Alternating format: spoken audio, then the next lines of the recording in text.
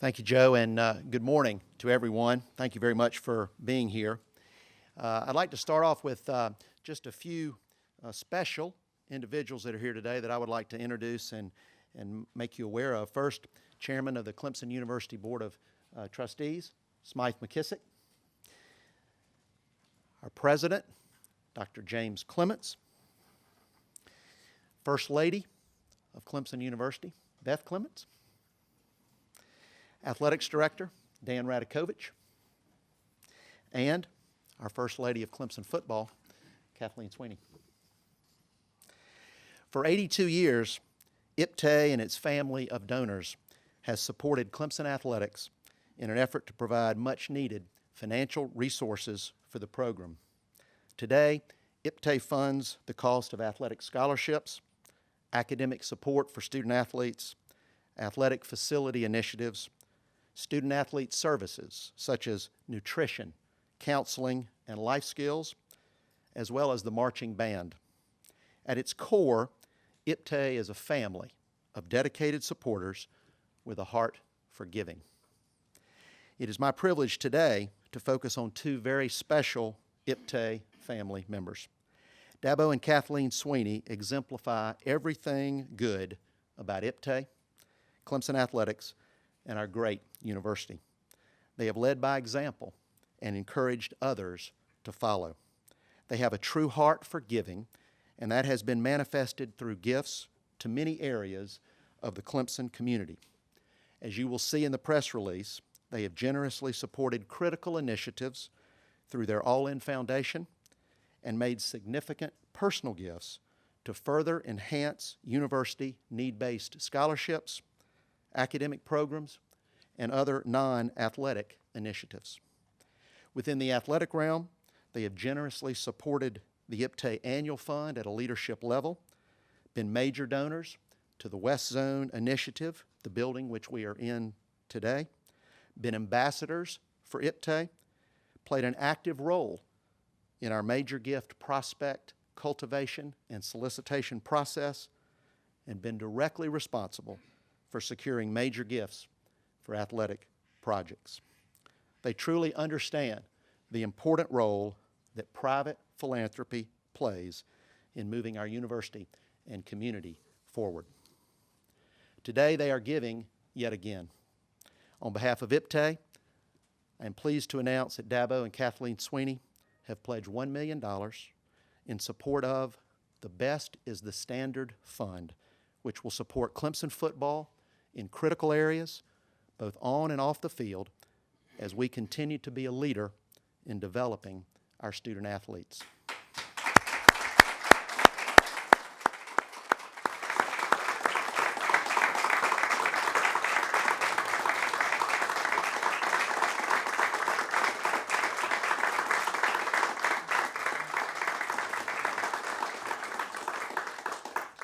At this time, I would like to ask Chairman McKissick, President Clements, Dan Radakovich, and IPTAY Director of Major Gifts, Bobby Couch.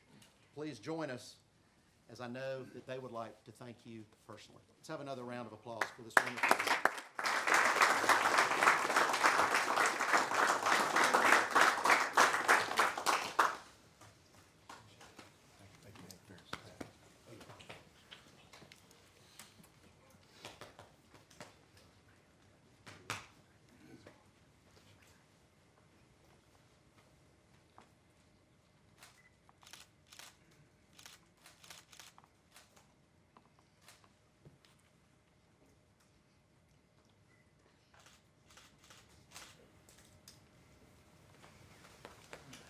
Thank you.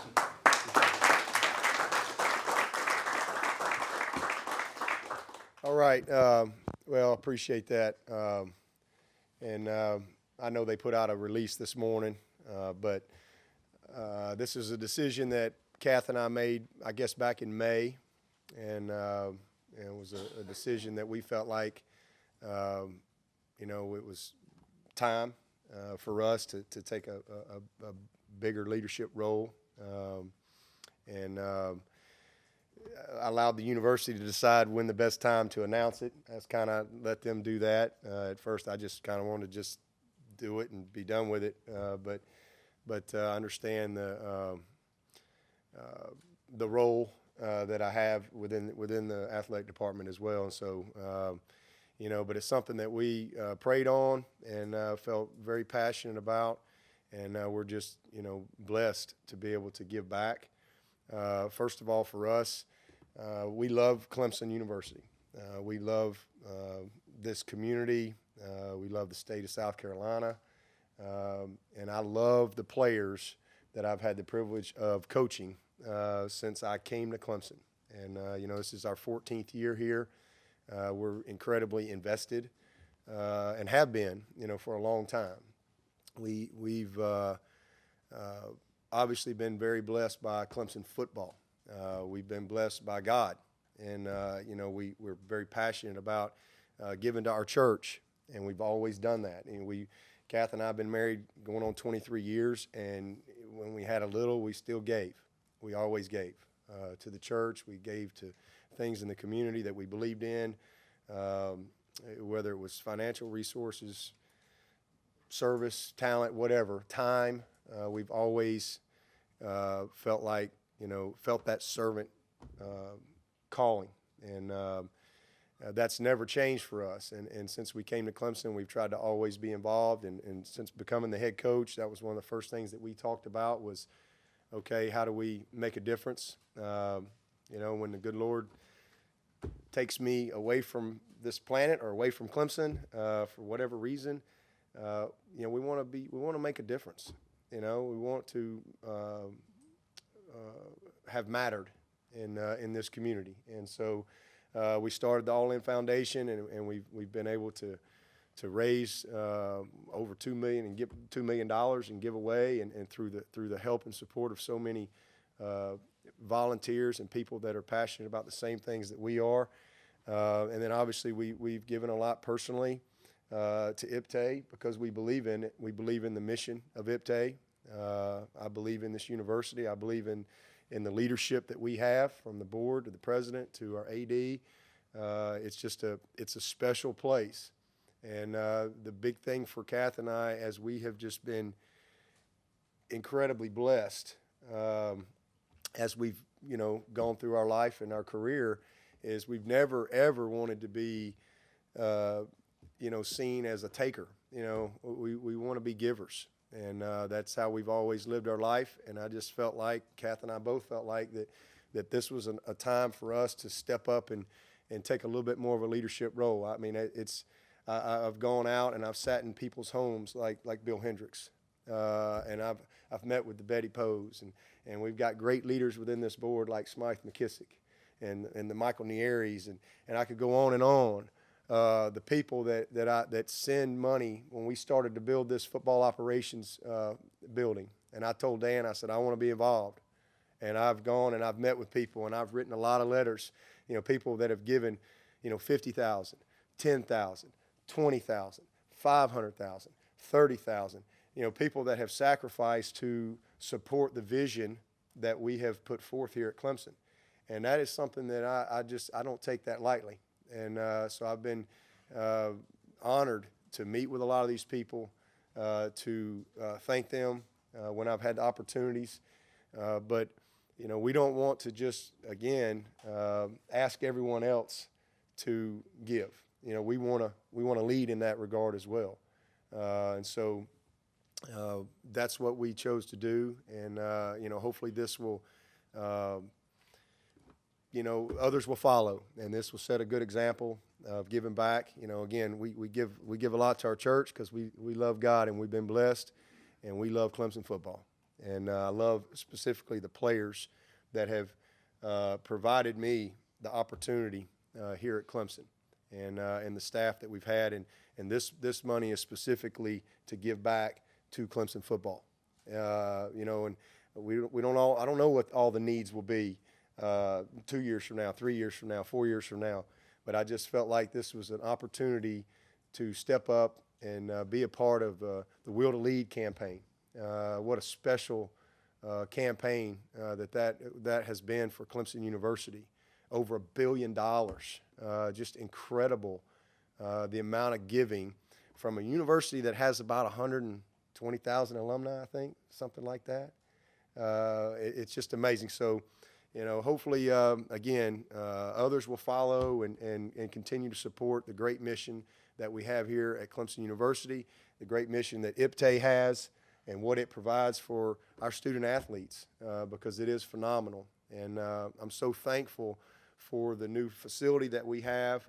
It's just incredible. It's a blessing to know that we're going to have an opportunity to have a facility like that for our players to be able to come to work every day, and for our coaches. And so I'm thankful for all the people who stepped up to help make that happen, and the people who sacrifice out there. There's a lot of people out there who don't have a lot, but they give a lot, in comparison to what they have. And I have such great appreciation and respect for that. So again, this is something that Kath and I have prayed about, and we're happy to be a part of.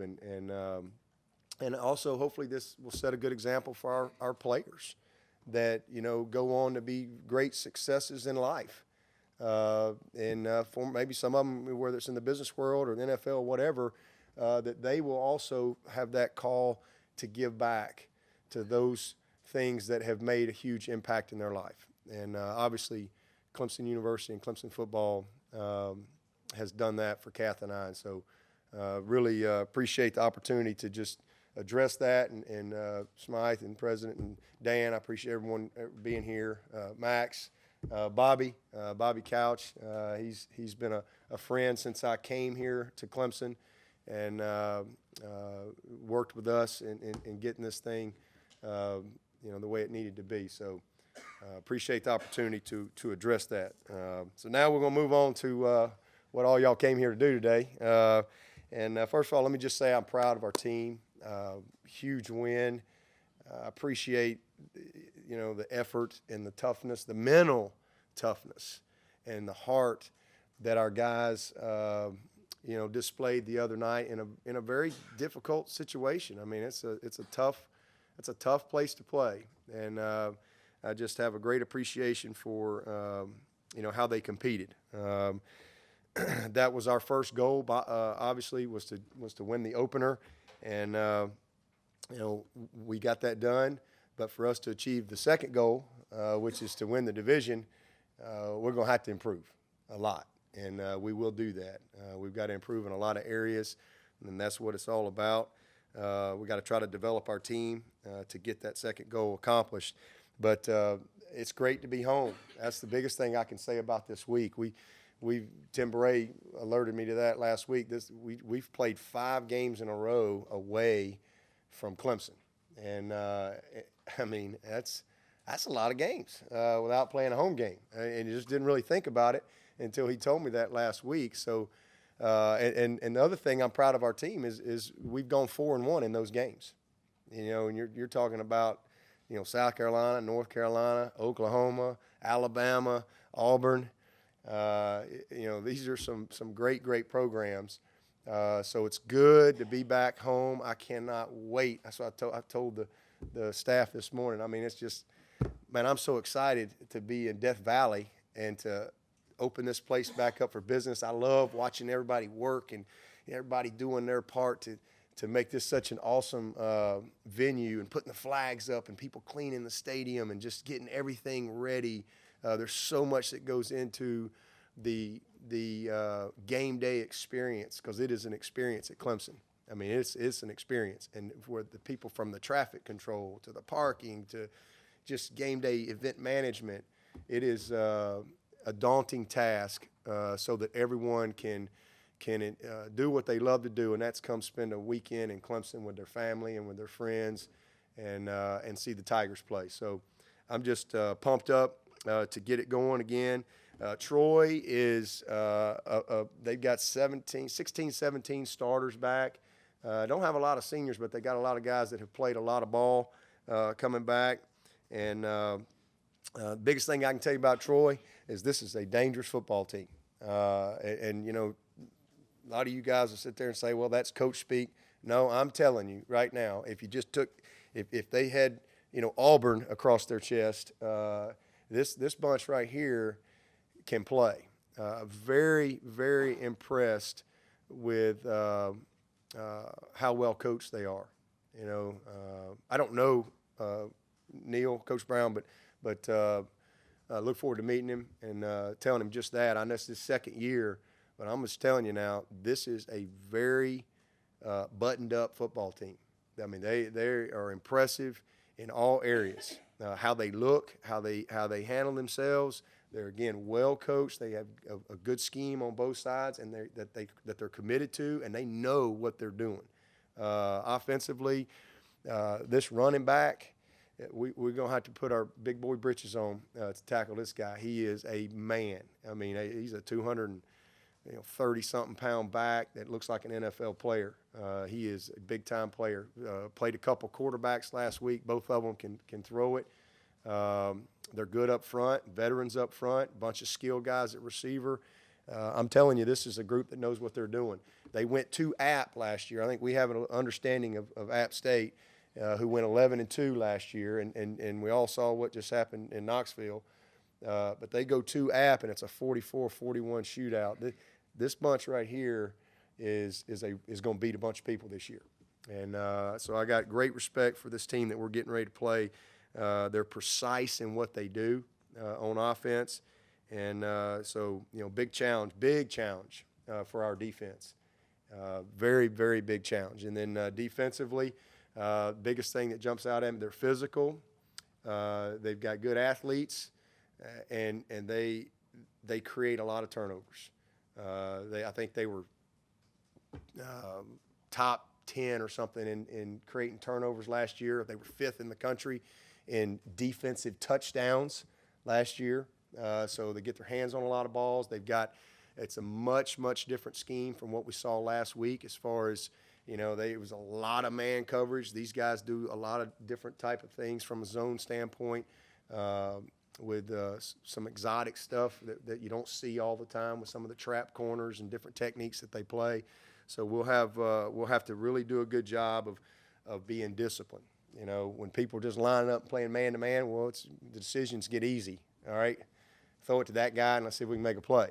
But when you're playing these zone teams that have people all over the place, you have to be very, very disciplined in your route running, very, very disciplined at quarterback, and making sure that you're reading and keying the right things so that you can go through the proper progression. So this is going to be a big challenge for us offensively as well. But we're looking forward to it. I know y'all get tired of hearing me say it, but this is the biggest game of the year, and we are simply trying to get to 1-0. That's the mentality of our team, and just to grow our strengths, to improve our weaknesses, and just try to develop our group. That's really what we're trying to do. But look forward to being in the stadium with our home crowd. And, man, I hope everybody will show up. I think Tim said there may be a few tickets left. I hope by the end of the week there's no tickets left because we're going to need a great crowd, and we need to show up and be ready. I'm telling you, this team right here is going to be a handful, all right? And I remember very, very vividly in 2011 jogging off the field at halftime against this team down 16-13, and everybody was booing, including my wife, all right?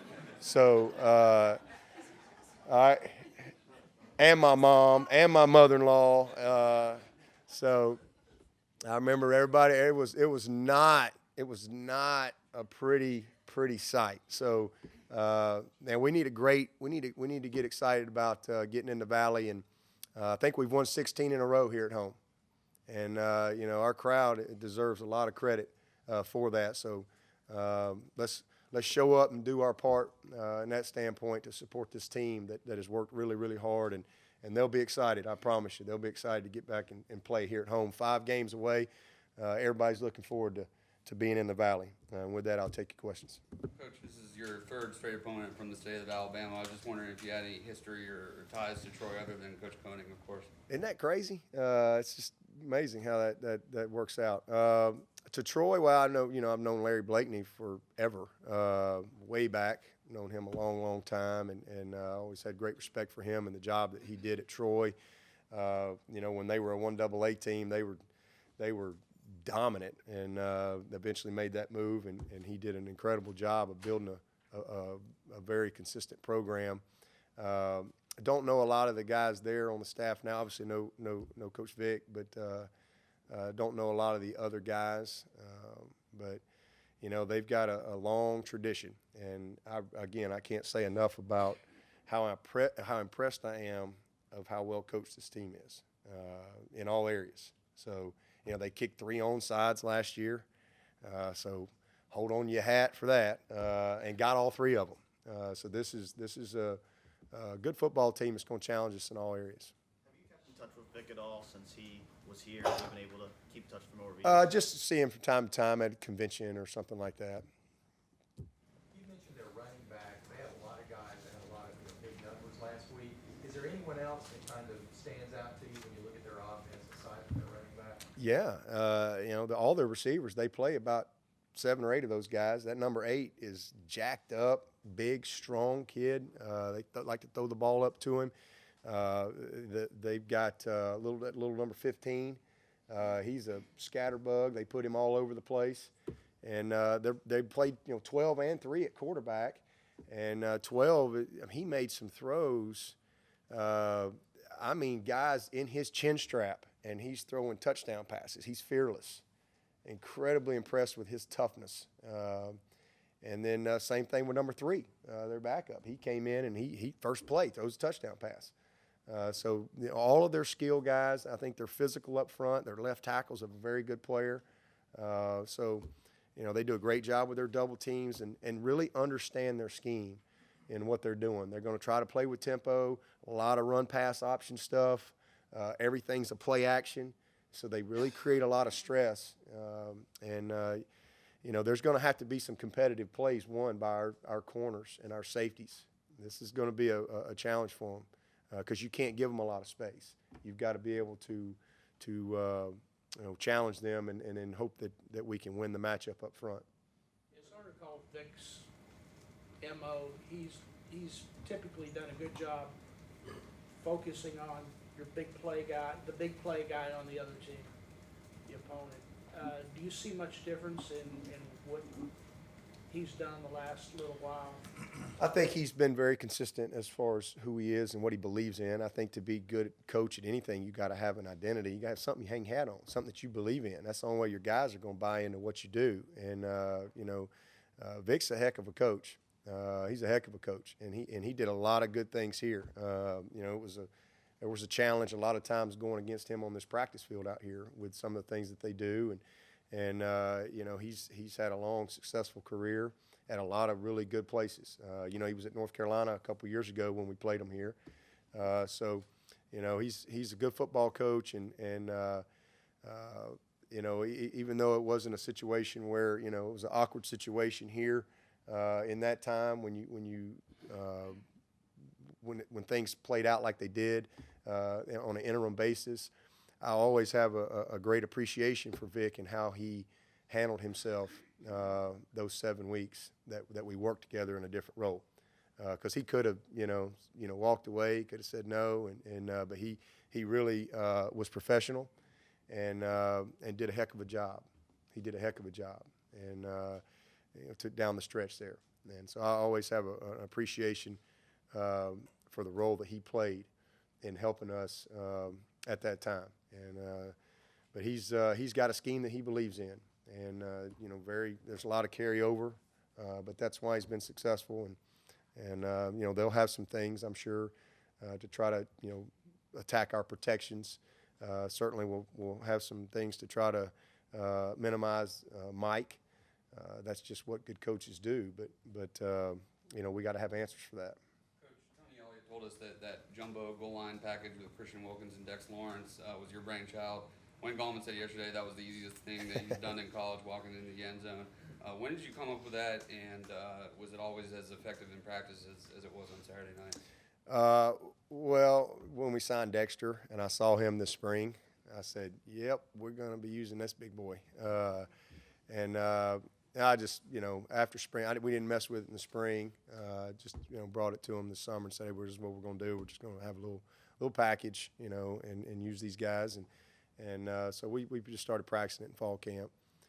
So we got a nice package out of it that we can go to when we need it. And I mean, you know, those are those are some big, heavy-duty guys that take pride in that. It's really not rocket science. I mean, you know, it's just, can you get 1 yard? You know, can you move that guy against his will? That's what it comes down to. It's not like you're going to trick a lot of people. So, you know, most of the time, the bigger talented guy usually beats the smaller talented guy, and so that's really all it was. Ever thought to expand that presence? You never know. You never know. We throw fake punts to D tackles around here. You never know what we're gonna do. I'm serious. You never know. Who were some players that you didn't get on the field last week you'd like to see this week? Yeah, that was probably one of the biggest disappointments for me out of the game. I did a poor job of managing our personnel like I wanted to, and again, first game and very difficult place, and I'm gonna do a better job with that. In fact, I apologize to some of the guys because I just it's frustrating to me when we got some guys that deserve to play that don't get the opportunity to get in there, and you know, a guy like Maverick Morris, for example, a guy like Falcinelli, they deserve to play. You know, now again, there's no entitlement to play, and sometimes you have guys that are pretty close, and you just, you know, kind of like what we got at D tackle right now, and you just play them. You know, but then you have situations, you know, like a Trey Lamar. Okay, well, he's a young guy, and Kendall's been here. You know, this is his third year, and there's just a little, you know, he's coming. But those 8 plays he got were critical. You know, but I did a poor job because we should have got Justin in there. Maverick should have played, deserved to play. Should have got J.D. Davis in there. He deserved to play. He's had a great camp. There were a few guys like that. Albert Huggins was another guy that should have played that we didn't get in there. And so you'll see that's an area we've got to do a better job of, and that's all on me. So I've got to manage that a whole lot better. And because you got to develop your team, and you know, these guys work really, really hard, and the guys that deserve to play, you know, we got to get in there so that we can develop the depth that we're going to need for the long haul. Sometimes you get in a moment of a game, and as coaches, you get so caught up in that situation, you kind of lose sight of some of those things, and that's where I got to do better. On that subject, the 2 safeties and Cordray played the whole game. Yeah. Same for the second. Well, we went into that game. I was, as I told y'all, I think I told y'all last week, the one area that we're going to have to be very cautious right now, in that particular game especially, was at safety. That's where we're the greenest. Really talented. And, you know, you saw Denzel Johnson showed up. Man, he was spectacular on our special teams. And Muse, same thing. Those 2 guys, but again, you know, we just, that was more by design. Kareem was really the guy that was going to kind of be the sub guy in that game. But you'll see those guys. We'll get them in there. But we knew that we were going to play Ryan and Mark and Cordray. Those 3 guys, we were going to play them the most. We got Edmund back now. He was ready to play last week if we needed him. And so now having him back in the mix really helps us. But we got to bring, you know, the Trayvon and Kayvon Mullins. Those are guys that we can, you know, get going here because we're going to need them. On Edmund, is he 100% healthy? Yeah, Just trying to... yeah, he's ready to go. Like I say, he could have played Saturday, but he just had missed so much time. And it just was a situation where we would have played him if we needed him. He would have been the first guy in there had we needed him, but we didn't.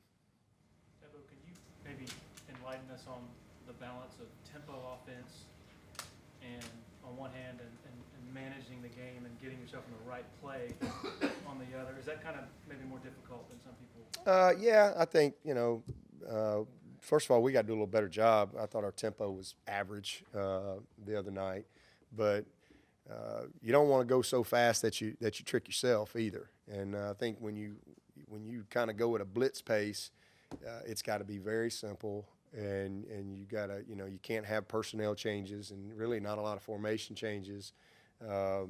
And we get into some of that from time to time, but we're more we're a tempo team, but we do process a lot. You know, we want to have the best play, and a lot of that goes on to our quarterback and him being trained properly and being able to make the correct decision. But you pick your spots for us in the flow of the game and just the feel. But we don't want to hurry up and run a bad play. You know, that's not the objective. We want to play with great tempo. We want to attack. That's always been our philosophy. But we do want to give ourselves a chance to be successful. And sometimes when you're playing some of these teams that you know, like the other night, there's so many unknowns. You know, there's a lot of communication stuff going on. That's one of the things I was most pleased with was our offensive line. We had nobody jump offside, and we had no missed target. We targeted all night. Now, we had a couple of times we got beat, but it wasn't because we were turning people loose. You know, we were on the same page and ID'd things properly, and there was a lot of stuff that was coming at our guys. And so I was very, very impressed from an offensive line standpoint and what we were able to do. And that was part of it. But when you can get that tempo going, then you simplify some of those things defensively. And as you go in the course of the season, you tend to know more about the opponent that you're playing as opposed to, you know, last weekend. What gave you the confidence with Dexter that he was someone who could handle the kind of role he had in the season opener, playing as much as he did on defense and also getting in on offense? Practice. I mean, that's all you got is practice. We watch him, how he handles himself in meetings and how he can take things from meetings to the practice field. And then when you put him in competitive situations on the practice field, how he responds. So, you know, just like when we watch Sammy Watkins, you know, like, okay, he's got it. Let's go. So that's where the confidence comes from, is on the practice field. See a guy whose maturity stands out for someone of his age? Oh, there's no question. I mean, he's special. I mean, I've never been around one like him, ever. I mean, he's just a different guy. You know, his mentality, his coachability, his maturity, his demeanor. He's just a very selfless guy, very humble, very smart, and just incredibly athletic. He's just gifted for his size. You just don't see many human beings like him. What was your take on the defense this weekend? Coming into the season, once again, it was a question mark replacing 8 guys on the defense, and once again, the defense seems to have stood the task. Yeah, they really played well, and again, a lot of we didn't really know. I mean, we had a good base plan, and we had kind of a plan A, plan B, of some different things that we could see, but they did a heck of a job. We had, they were really, we had a couple things that, from just an alignment standpoint, eye discipline standpoint, where we weren't quite where we needed to be, but the overall discipline that we played with was very good. I think we only had 3 or 4 just mental errors, and which was way down from last year in our opener. So I was very impressed with that. Very pleased with some of the guys that I thought would play well, like Christian, like Cleveland, like Kendall Joseph, like Jadar, like Van. I thought they would play well, Dexter, but it's good to see it come to fruition. But they played very, very well. They dominated the line of scrimmage. 15 tackles for loss, 4 sacks, just disruptive. And then we created the 3 turnovers, including the 4th down hit by Boulware. So I thought they did a great job. The 2 biggest issues that we had in the game defensively were, 9 minutes to go, you're up 2 touchdowns, and we bust cover 3 because our middle safety and wants to come make a play on a play action, on a run, on a reverse, and that's not his job. And so that's where we got to grow as a defense, because that got us in trouble last year. We would get undisciplined at times, especially when we had leads. And that's where we got to improve. And everybody just doing their job, doing their job. That led to a huge play. And it might be the only mistake Jadar had in the game. Jadar played great. But he's, sometimes these guys get so competitive and they want to get, that's a good thing. But you got to stay disciplined. And, he's when you're a 3-deep safety, you're the 11th guy to the party. You ain't breaking on anything until that ball's 5 yards past the line of scrimmage. And so that was very disappointing because that's a discipline mistake. It wasn't a competitive play or anything like that. Sometimes guys just make plays. Those are the things that we have to improve on. And then it's going to be 4th and 10, and Ben hits the quarterback out of bounds. Just incredibly disappointing. And then they score the next play. So those are the things that we have to eliminate defensively. So that's really, other than that, they played very, very well, and very proud of them. On Jadar, there's been so many Hail Marys, of course, in football that have succeeded. One pretty notable one was at Auburn 3 years ago with Georgia. So the wherewithal he had to bat the balls down. I mean, is he that kind of player, just as a senior, that he knows exactly what to do in that situation? He did exactly what we coach him to do, and what we practice. We practice all those things. We got to fix a couple things from our last play defense. We were, especially the play before the last one, we really did a poor job. We're going to get that fixed. But Jadar was awesome. Did exactly what he needed to do, and proud of him. What was your assessment of Van Smith this first? He did a good job. That's his first time to get that type of starting assignment and that type of challenge. Not quite as consistent finishing some of the tackles that we need him to be, but I think he'll get his sea legs under him and be, it wasn't too big for him, but I think that experience is going to really pay off for him. He's a heck of a football player and very, just instinctive in playing the game. So I think he did a heck of a job, and that, especially with all the misdirection and all the things, he played with very good discipline.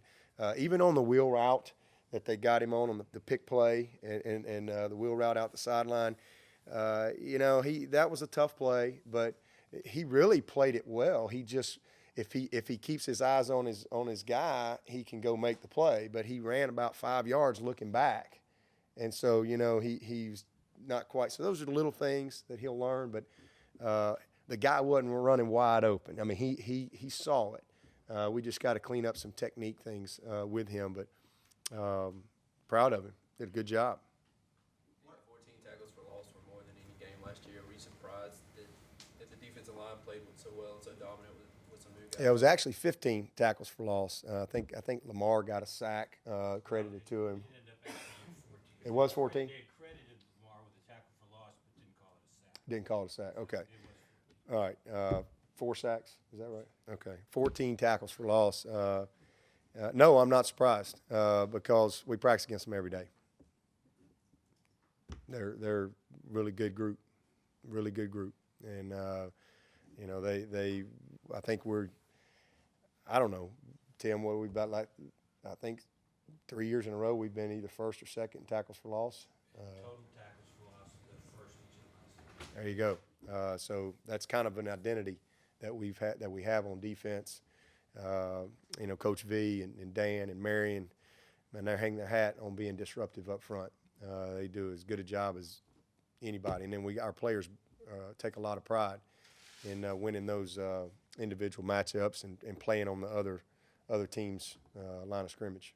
What type of difference does that make for the linebackers and defensive backs? It makes a lot of difference because it creates havoc in the offensive scheme. I mean, it's hard to get in rhythm when you got people in your face. You can't really get comfortable. And so things happen faster. Balls are not quite as sharp or accurate as they need to be. It creates problems. It helps them when they can't just double one guy. It helps linebackers run free to go make plays. And so it all starts in the trenches. I mean, it's no different on the offensive side. If you're good up front, you got a chance. You got a chance. I know you're are down there to win a beauty pageant, but there are a lot of folks that are dismayed by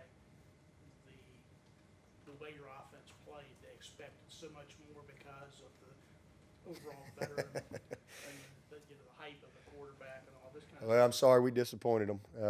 That's all I can tell them. We went to win the game, and that's what we did. We did drop 3 touchdown passes that we normally catch, and we did have a fumble in scoring position.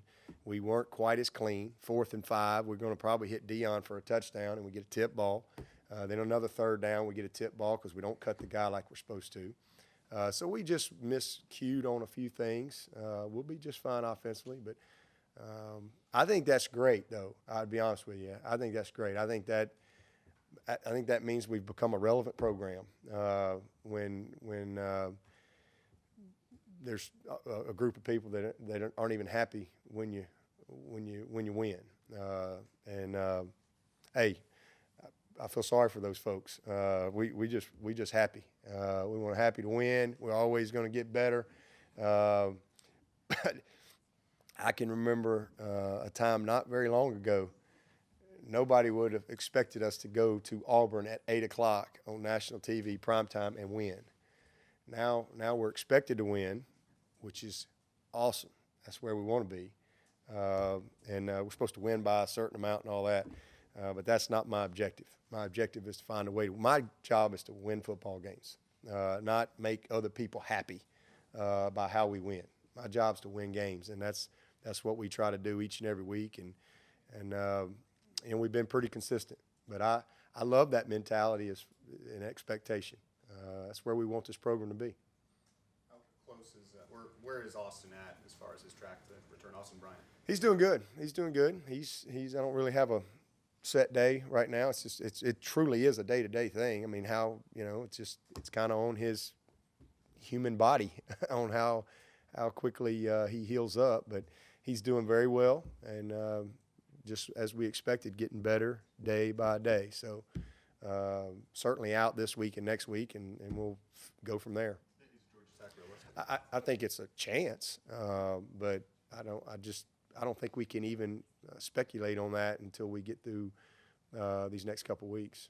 His return certainly will have something to do with this, but the way Christian played the other night, can you draw conclusions on where he should play this year and or tackle? He just plays D-line. That's where he plays. He's a D lineman, and gives us a lot of versatility. He can play the shade. He can play the 3 technique. He can play the 5. We can put him in a jet 9 technique. We can do whatever we need to do with Christian Wilkins. So he could be anywhere. What are the biggest ways in which you've seen Cleveland Farrell grow from when he came in here to where he is now? Well, physically, just confidence. We almost played him last year, but he was coming off of that knee surgery, and just didn't quite have his foundation the way it needed to be, in our opinion. And we really wanted to throw him in that power hour and kind of let Joey transform him a little bit. But we kept him with us for about the first 4 or 5 games, I believe, because we didn't really know what was going to happen. All of a sudden you lose Shaq or Dodd. And we were fortunate because those guys stayed healthy, and so we were able to hold him. And because of that, I mean, his just confidence and his strength and everything is just much, much better. He's healthy. He's had that full amount of time, coming off of that knee and really strengthening it. So I got a good off season, got a good spring, and it's good to see him get off to a good start. Going to be a really good player. Coach, there's so much time building up to that first game, and now we move to a week-by-week basis. After seeing the team play in a game-like format, actually, how does that change your planning and preparation moving forward on a week-by-week basis? Well, it's actually, I was talking to the team about that yesterday. It's actually great to kind of get in the rhythm in the groove of the season. It's been a long month to get ready to play, and then we started school, and we still had 17 days before we played. That extra week of school, and so last week wasn't really truly a game week as far as how we like to prepare our team, whereas this week is. So it feels good to get in that normal routine as far as what we do on Monday and Tuesday and Wednesday. with our guys. So I enjoy that structure and that rhythm of the schedule. Anything else? Did you get a chance to glance at Florida State last night? And Yeah. if so, what'd you Yeah. think of the quarterback? Whew, he was impressive. I thought he played a great game. It was a great win. A lot of poise, to get down. Obviously, they had some mistakes early, and to get down and to have the poise and the confidence to come back. I think that's it was impressive to watch. And I think 7 top 25 teams lost over the weekend. What does that foretell, you think, for this football season? I don't know. All it foretells me is that preseason polls are a waste of time. I mean, that's what it tells me. That's why we shouldn't have preseason polls. We had an upset. Well, how do we know it's an upset? That might be the best team in the country. Didn't we have a team win the national championship wasn't ranked a few years ago? It might have been Auburn. Yeah, Auburn wasn't even ranked and won the national championship. So that's what that means. Okay, so the teams that lost to Auburn early that year, it's an upset because you lost to an unranked team. No, they're just a really good team. Nobody knows. So that's all it really means to me is preseason polls are a waste of time. We ought to wait till October, but then nobody'd have anything to talk about on the radio shows. It'd be have no anything to write about and nothing to speculate about. And then, so I get it. It's fun. I got to do my poll. Pretty quickly. I got to call it in. Be mad at me. I'm gonna be late today, but so it's who knows. I mean, it is just such a crapshoot right now, but it'll settle out, and you'll start to see who's real and who's not. Coach, like you said, 5 games away from home is a long time. How do you want to see the team respond to being here in Death Valley? Just I want to see us get better. That's really like I said earlier. I just want to see us grow our strengths, improve our weaknesses, develop our team, play with great passion and appreciation for the place that we have here, and just get better. We'll see us improve, find a way to win. I mean, that's the bottom line. It's going to be a tough game. It's going to be a tough challenge. People that look at Troy and they go, Troy, where's that? Let me just tell you, these old boys can play. And they will come here confident and ready to win, and they're going to beat some people. They're going to beat somebody they're not supposed to beat. I just hope it ain't the Clemson Tigers. So we got to have a great week of preparation.